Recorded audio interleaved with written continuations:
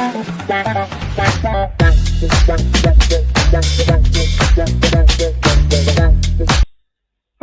and welcome to the video. In this video I'm going to give you some tips and tricks with regard to getting through and passing the CAE reading and use of English exam, or that part of the exam. In this video we're going to talk about the use of English part of the exam, and our subsequent videos will show you some tips and tricks with regards to the reading part of the exam. So, basically, the reading and use of English part of the exam consists of 8 sections, and you have approximately 90 minutes in order to complete the exam. So, what that means is you have to go through the exam pretty quickly. Hopefully by now you've done some exam practice, you know the format of the exam, your strengths, your weaknesses, what you should look out for, and maybe you've had even time to practice and time yourself for the different sections of the exam. So, some questions are obviously more difficult than others in respect that the time it takes to answer the questions. So, in the use of English, in parts 1, 2, 3 and 4, part 1 is multiple choice, whereas 2, 3 and 4 involves a little bit of writing. So, what I would do is look at doing part 1 the last. And the reason I say this is that if you run out of time, then of course you can quickly tick A, B, C or D without necessarily knowing the answer, and have obviously a 25% 1 in 4 chance of getting the answer right, okay, without spending much time. Only of course if you run drastically out of time. So maybe the correct order for you is to do parts 1, 2, 3 and 4 in reverse, and start with part 4, part 3, part 2 and then part 1 at the end. In part 4, it's a simple question of you're going to know the answer or you don't. Okay? No matter how much you stare at the piece of paper, it's highly likely that the answer won't jump out of the page or enter your brain and give you the answer. It's one of these things where you know it or you don't. In part 3, I would spend more time with this, because with some thought you could arrive at the right answer. Part 2, similarly, is you either know it or you don't. And again, in part 1, you're going to know the answer, or maybe it's going to be a guess between 2 possible answers. Okay, and we'll talk about that in a moment. So, what you have to remember is it's all about time management. Okay. You should always read the titles, okay, and spend time to understand what the section is talking about. Secondly, you've got to remember the 20%, 80% rule. So 20% of your time will give you 80% of the answers, okay? So you should be able to get a great mark and only spend a fifth of the time in order to achieve that, okay? So the other time you can spend more time thinking about the answers. So the vast majority at this level, you should already get and know the answers to quite quickly, okay? And then spend time, or more time should I say, going through and working out the answers, okay? So that's it in a nutshell. Now we'll break down the exam, the use of English part, into those 4 separate units. I'm going to start by doing the units in order, not necessarily the order that you may wish to do them in the exam. Like I said before, you may want to do it in reverse order, so 4, 3, 2, and 1. Okay, but for the sake of the video, I'm going to do them in the order of the exam. First thing you must is read the titles, as I said before. Every question or every part will give you an example of how to answer the question. By this time, you should already know the format for the exam. So don't waste time looking at the example and trying to work out, even though the answer is given, try to work out the example answer. It's wasting your time. Yes, it's a question you do not need to answer. It's only an example.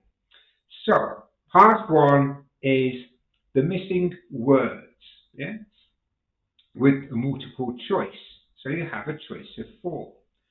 In order to prepare for this part of the exam, I would suggest that you read and read a lot. This is a great way of exam preparation, certainly for this part of the exam. You have to remember that only one word fits. There's only one correct answer. Okay? Look at the prepositions that either come at the gap or they could be further along in the same sentence. Okay, so look out for prepositions which may indicate the correct answer. Some verbs are always followed by for, so look out for these kind of clues. As you're doing it, eliminate the wrong answers. 2 are definitely not going to fit, and it may leave you with a choice of 2. Remember, only one is correct. They are going to be extremely similar words, but with the prepositions, the grammar, only one of them is going to work. Read it through quickly before you answer any of the questions.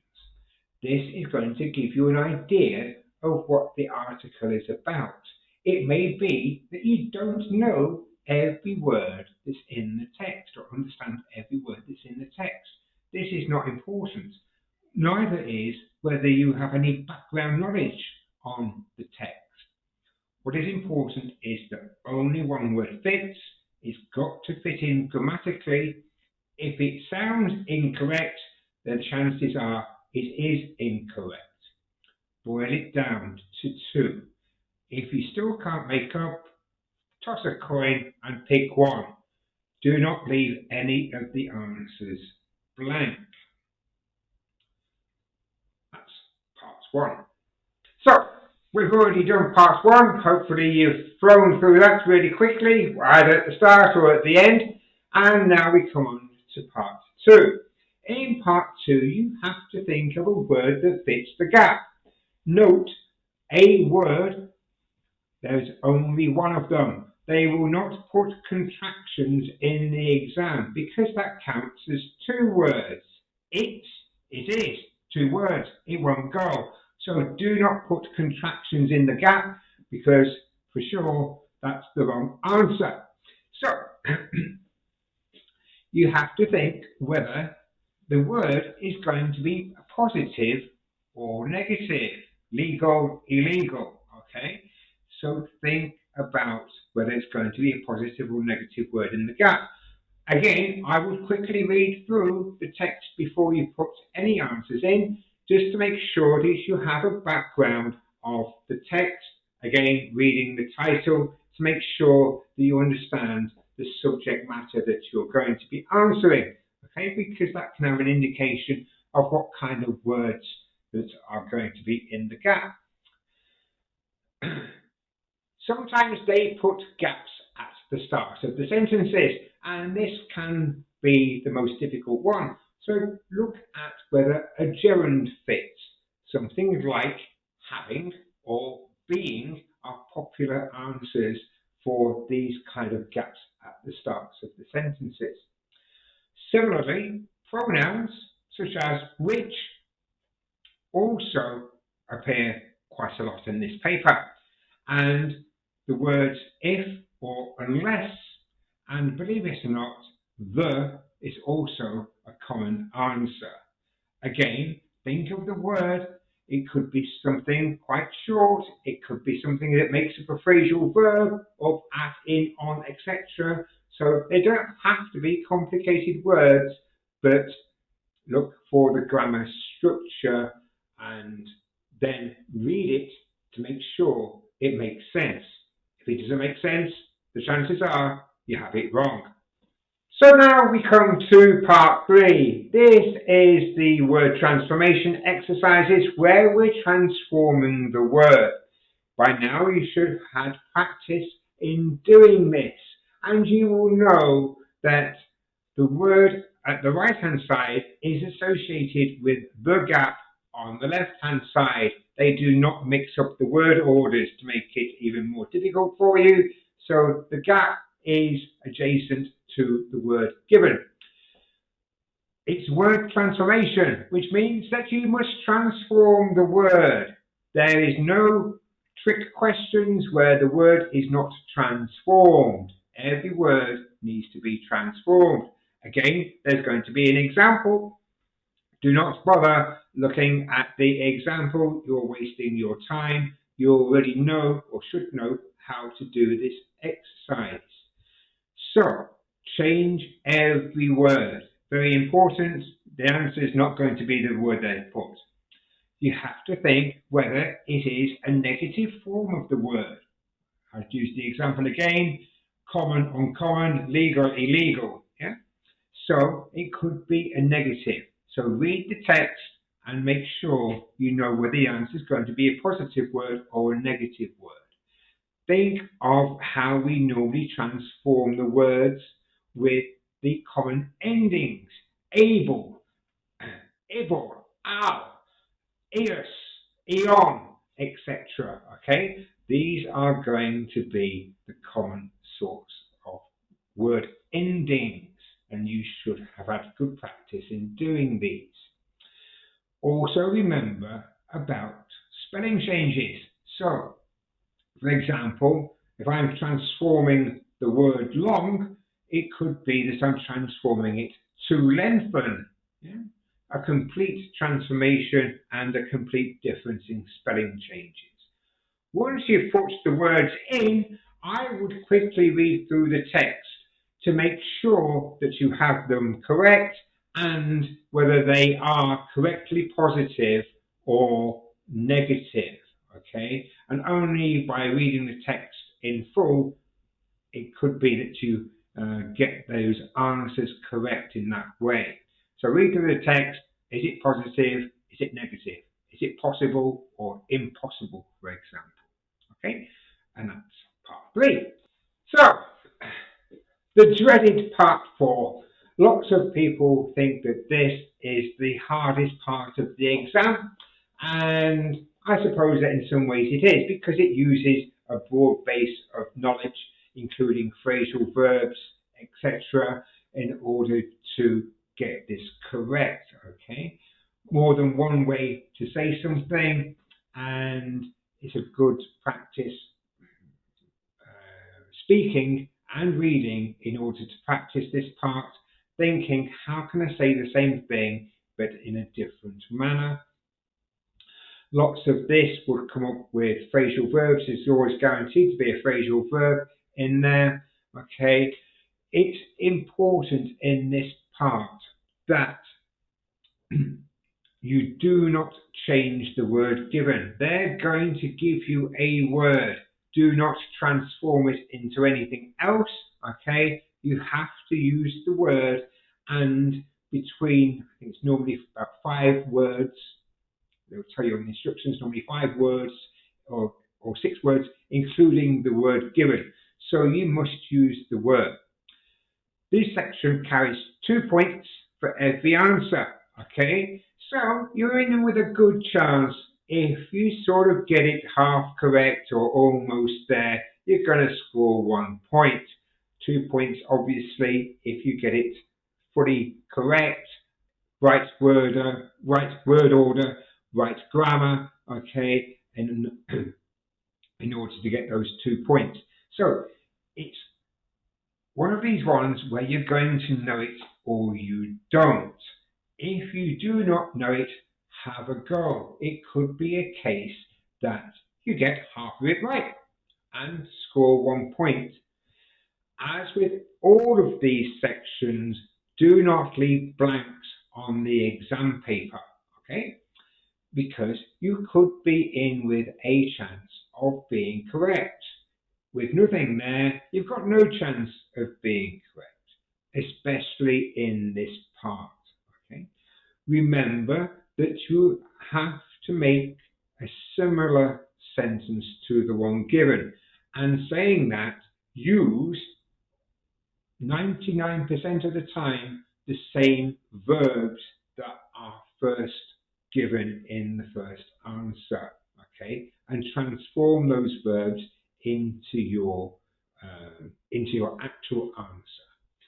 So, parts 1, parts 2, parts 3, and parts 4, use of English, and we're sort of halfway through the reading and use of English part of the exam.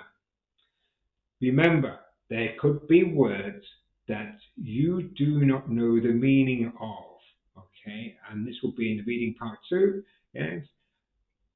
Is that important? I guess not, as long as we have the right kind of gist, shall we say, as to what the answers, what the topics are talking about, and what the possible answers could be. Remember, practice makes perfect.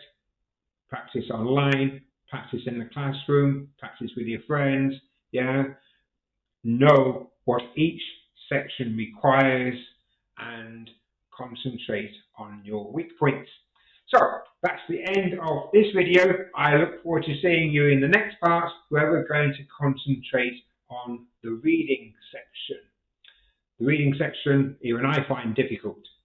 So, remember, click like, press subscribe, look for us on Facebook and Instagram. You'll find the links in the description.